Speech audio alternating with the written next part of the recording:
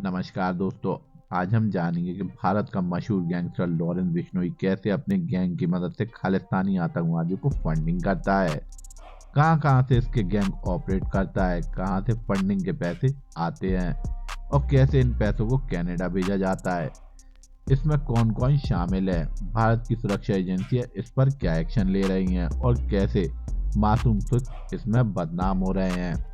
तो दोस्तों ये कुछ ऐसे सवाल हैं जिनके जवाब आज मैं आपको इस वीडियो में दूंगा। तो दोस्तों अंत तक बने रहिए, बहुत ही इंटरेस्टिंग वीडियो है और कमेंट्स में अपनी राय जरूर बताइए। तो चलिए शुरू करते हैं।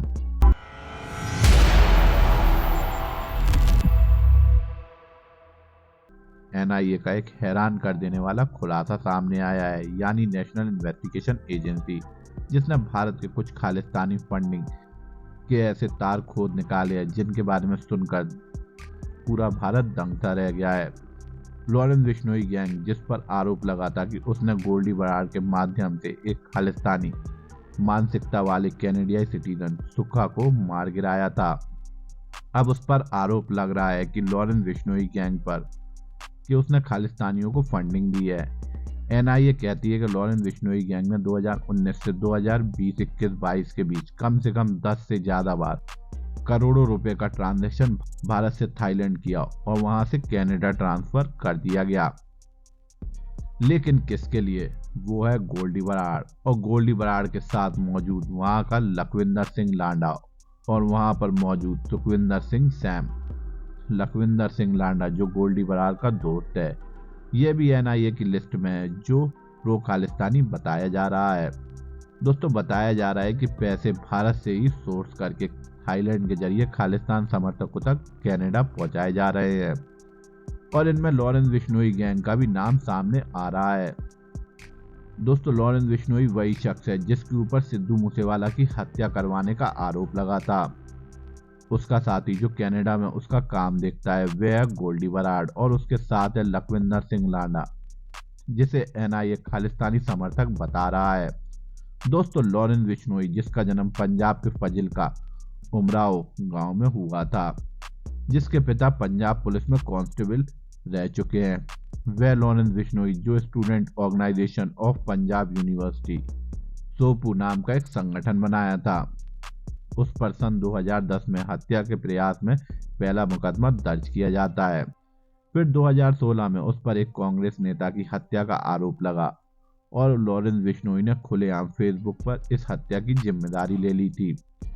कुछ इस प्रकार का मोडेस्ट अपराधी रहा है लॉरेंस बिश्नोई। दोस्तों बॉलीवुड सेलिब्रिटी सलमान खान को मारने की सुपारी भी लॉरेंस बिश्नोई गैंग ने अपने गुर्गे को दी थी, जिसका नाम था संपत नेहरा। बेंगलोर में जब संपत नेहरा को पकड़ा गया था तब उसने ये बताया था कि सन 2018 में उसे सुपारी मिली थी लॉरेंस गैंग से सलमान खान को खत्म करने की। दोस्तों लॉरेंस बिश्नोई गैंग का कांटेक्ट काला जटीरा गैंग से भी है और इनके पास 700 से ज्यादा स्किल्ड शूटर्स मौजूद हैं। लॉरेंस बिश्नोई गैंग का network Mexico, Italy, Thailand, Canada यहाँ तक फैल चुका है। इनका नाम रंगदारी, ड्रग तस्करी, जमीन कब्जा और हथियार को अंजाम देने तक होता है। दोस्तों ये पंजाब की धरती में, खासकर पंजाब, हरियाणा, राजस्थान, दिल्ली, हिमाचल प्रदेश, उत्तर प्रदेश, झारखंड और महाराष्ट्र तक फैली हुई है। और इन इलाकों से ये पैसे कैसे निकालते हैं?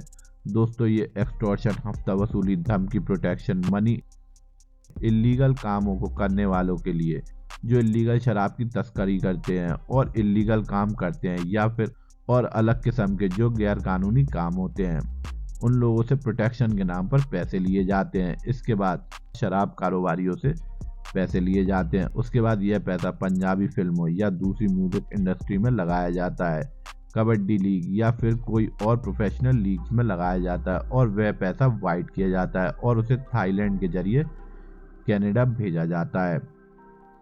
लखविंदर सिंह लांडा, गोल्डी बराड़ और सतवीर सिंह सैम के पास जो विष्णु के करीबी माने जाते हैं और उसके गैंग में काम भी कर चुके हैं।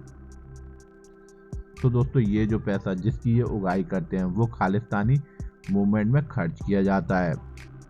दोस्तों आपको बता दें ये सिस्टम कैसे काम करता है। जो खालिस्तानी कनाडा में रहते हैं वहां से एग्जीक्यूट करने वाले उनके खालिस्तानी मूवमेंट के लोगों को जो अटैक करते हैं उसके लिए उन्हें सिपाहियों की जरूरत होती है।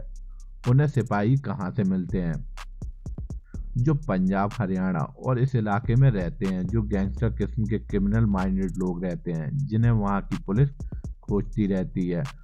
उनकी जान को जोखिम रहता है, तो ये क्या करते हैं, उन्हें अपने पास बुला लेते हैं, ये कहकर कि कनाडा में हम उनको प्रोटेक्शन देंगे, अच्छी जिंदगी देंगे, क्लीन नई हिस्ट्री देंगे, और फिर उसका इस्तेमाल लोकल इंडिया के अंदर उसका इस्तेमाल करके ये कांड कराते हैं।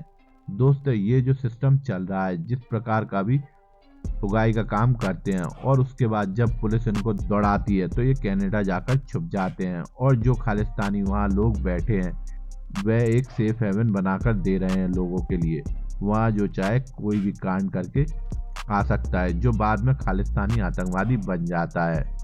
उसके एवज में उन लोगों को पैसे दिए जाते हैं, एक्सटॉर्शन, प्रोटेक्शन, शराब, जमीन जब्ती, इन सब के पैसे मिलते हैं। तो दोस्तों, अब इसके खिलाफ एक ग्लोबल खालिस्तानी मूवमेंट को खत्म करने के लिए भारत ने इस पूरे नेटवर्क को ध्वस्त करने के लिए US, UK, Australia, Germany, Canada, सब तरफ से भारत ने एक ऑपरेशन शुरू कर दिया है। और अब वो सारे लोग जो खालिस्तानी मूवमेंट में इन्वॉल्व हैं, इसके तहत भारत सरकार उन खालिस्तानी समर्थक जो भारत से बाहर रह रहे हैं, भारत के अंदर उन सबकी संपत्ति कुर्क की जा रही है। खालिस्तानी नेटवर्क से जुड़े लोगों और उनके रिश्तेदार जो भारत के अंदर रहते हैं और जो भारत के अंदर रह रहे हैं, उनके अकाउंट्स पर कड़ी नज़र रखी जाती है कि उनके अकाउंट्स में पैसा भेजकर ये कुछ गलत हरकतें तो नहीं कर रहे हैं, और पैसा जैसे ही उनके अकाउंट में आता है तो उनका अकाउंट सीज कर दिया जाता है। आने वाले समय में उनकी संपत्ति सीज करके उनके कॉन्टैक्ट को न्यूट्रलाइज कर दिया जाएगा। और दोस्तों, इससे एक और बड़ा कदम उठाने वाली है भारत सरकार। जो OIC कार्ड होता है खालिस्तानी, उसके पास एक PIO कार्ड मौजूद रहता है, जिससे पता चलता है कि वो खालिस्तानी नेटवर्क से जुड़ा है।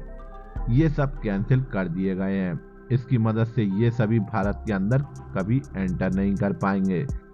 तो अब संपत्ति तो छोड़ ही दीजिए, सबसे बड़ी चीज है कि ये भारतीय एंटर नहीं कर पाएंगे। और इस तरीके से 19 खालिस्तानी समर्थक या खालिस्तानी लोगों की लिस्ट जारी कर दी गई है NIA के जरिए, और इसे हर देश को डोजियर बनाकर इन्होंने क्या क्या कांड किए उसके प्रूफ के साथ पूरे वर्ल्ड में सबको भेज दिया गया है। ये कौन है, क्या है, कई लोग इनके बारे में नहीं जानते। तो दोस्तों, मैं आपको बता दूं कि जो हरदीप सिंह निज्जर है, जो भारत से निकलकर कनाडा पहुंचा, इल्लीगल तरीके से घुसने में नाकाम रहा, लेकिन फिर उसने वहां एक महिला से शादी की और उसे कैनेडियन सिटीजनशिप मिल गई। वो वहां एक प्लम्बर का काम करता है। ये इतना बड़ा टेररिस्ट है, किसी को मालूम नहीं था कि वह वहां पर प्लम्बिंग का काम करता है, और कनाडा की नज़र में एक्टिविस्ट बने जो सिखों की राइट्स के लिए बातें करता है। लेकिन एक्चुअल में ये एक टेररिस्ट था जो इस तरीके से पूरा नेक्सस ऑपरेट करता था। जब ये डोजियर हर तरफ पहुंच जाएगी तो डोजियर में इन लोगों की पहचान होगी, इनका रिकॉर्ड होगा, तो हर देश को पता चल जाएगा कि ये वही लोग हैं जो एक्टिविस्ट हैं, और इन पर कड़ी नज़र रखी जाएगी। और अगर ये किसी भी मूवमेंट में शामिल होते हैं, फिर चाहे यूके हो, यूएस हो, अमेरिका हो, ऑस्ट्रेलिया हो, जर्मनी हो या कनाडा हो, वहाँ की सरकारें अलर्ट हो जाएंगी और इन्हें धर दबोच लिया जाएगा।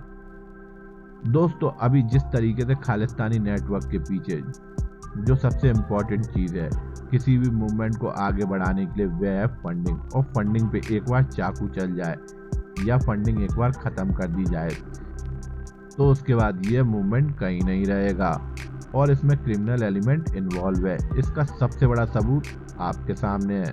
दोस्तों, खालिस्तानी मूवमेंट आम लोगों का नहीं है, इसमें क्रिमिनल्स इन्वॉल्व हैं, क्रिमिनल्स की आर्मी इन्वॉल्व है, और यह सत्य है।